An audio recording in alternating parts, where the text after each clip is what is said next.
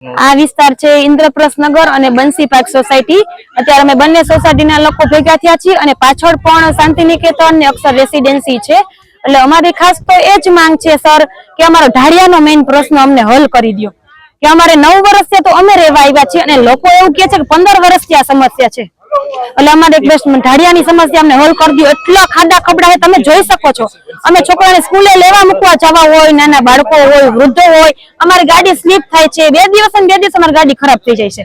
અને તમે જો અમારે ભૂગર્ભની સમસ્યા છે, અહીંયા ગટર ઉભરાય છે, જીવજંતુ ફેલાય છે, અમારા બાળકો તમે નહીં માનો સર 2-3 દિવસે અમારે દવાખાને જવું પડે છે દવા લેવા। અમે 9 વર્ષથી આવી મુશ્કેલીનો સામનો કર્યો છે। અમારી એટલી માંગ છે બસ અમારા વોર્ડ નંબર 1 ના કોર્પોરેટરને અમારું થોડુંક અમારું ધ્યાન દો ને અમારું કામ કરો। અને મત ટાઈમે કહે છે કે તમારું કામ થઈ જશે પણ સર કાઈ નથી થતું અમારું કામ। મોહિત ચૌહાણ હું બોલું છું। ઇન્દ્રપ્રસ્થ નગરમાં રહું છું। છેલ્લા 13 વર્ષથી અહીંયા રહું છું। બરાબર। આ મેઇન અત્યારે અમારો પ્રશ્ન છે આ ઢાળિયો હાવ કાચો છે। અહીંયા રોજ એક્સિડન્ટ થાય છે અને એક વરસાદ આવે એટલે ધોવાઈ જાય છે। નો ડાઉટ એ લોકો કપચી નાખી દે છે, એક વર્ષમાં 2 વખત લગભગ નાખી દે, પણ એ એક જ વરસાદમાં ધોવાઈ જાય છે। અહીંયા ગટર નખાઈ ગઈ, ગેસ લાઈન નખાઈ ગઈ, સ્ટ્રીટ લાઇટ નખાઈ ગઈ। ડામર રોડ કરવાનું કહી છે તો એ લોકો એવું કહે છે કે આ રોડ કાયદેસર નથી। તો આ બધી વસ્તુ કેમ નખાઈ ગઈ? અમે કાયદેસર બધા અહીંયા પ્રોપર્ટી ટેક્સ ભરીએ છીએ, બરાબર? તો પછી ડામર કરી દેવામાં એ લોકોને શું વાંધો છે? છેલ્લા 13 વર્ષથી હું તો રહું છું। બીજા ઘણા અહીંયા 5-6 વર્ષથી, પણ હું તો 13 વર્ષથી અહીંયા રહું છું। અહીંયા 3 મોટી સોસાયટી છે અને એના ત્રણેય થઈને લગભગ 3,000 માણસો અહીંયા રહે છે। સમસ્યાથી કેટલા કઈ રીતની પ્રકારની મુશ્કેલીઓ પડતી? અહીંયાથી નીકળવામાં અવારનવાર લોકો સ્લીપ થાય છે, ગાડીમાંથી પડે છે। તમે જોઈ જ શકો, તમે વિડીયો તો લીધો જ છે, બરાબર? જીવના જોખમે આવતા જતા હોય છે અને અહીંયા બારી જાવડા હોય છે એટલે અહીંયા શું કહેવાય જાનવરોની પણ બીક રહે છે। રાતે સાપ, નોળિયા એવું બધું નીકળતું જ હોય છે અવારનવાર, બરાબર? મેં લગભગ ઓછામાં ઓછી 4 વખત રજૂઆત કરી છે। એની બધી લેખિતમાં એપ્લિકેશન પણ મારી પાસે પડેલી છે, બરાબર? રસ્તામાં એવું કહેવામાં આવે છે કે આ રોડ કાયદેસર નથી એટલે અમે ડામર ન કરી શકીએ।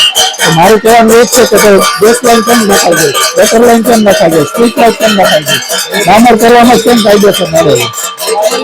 હવે એક જ માંગ છે બસ, ખાલી ડામર રોડ કરી છે। ફૂલભાઈ જોશી। અત્યારે વિરોધ કરવામાં આવ્યો છે, શું છે વિરોધ કરવા માટે? ઢાળિયાનો વિરોધ છે। છેલ્લા 10 વર્ષથી આ રફ રસ્તો છે। ઢાળિયામાં જાઓ કે ચોમાસું આવે ધોવાઈ જાય છે, માણસો ગાડી લઈને સ્લીપ થઈ જાય છે અને અવાજ તત્વો આ ઢાળિયામાંથી બહુ આવે છે। એટલે આ મોટી તકલીફ છે। આ જો રોડ ન થાય અને ઢાળિયો થઈ જાય રિપેર તો અમારે બધી સવલત પૂરી થઈ જાય છે। આ લોકોમાં આ 4 સોસાયટી આવે છે, 2 આગળ ને 2 પાછળ, એમાં લગભગ 10 થી 12,000 લોકો અહીંયા અવર જવર થાય છે આ ઢાળિયા।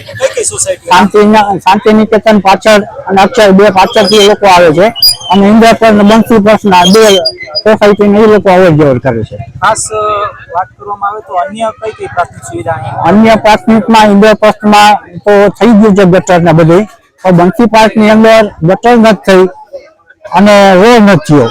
ચોમાસાની અંદર અવારનવાર ખાડાઓ ભરાઈ જાય છે, ગાળા કીચડ થઈ જાય છે, લોકો માંદા પડે છે।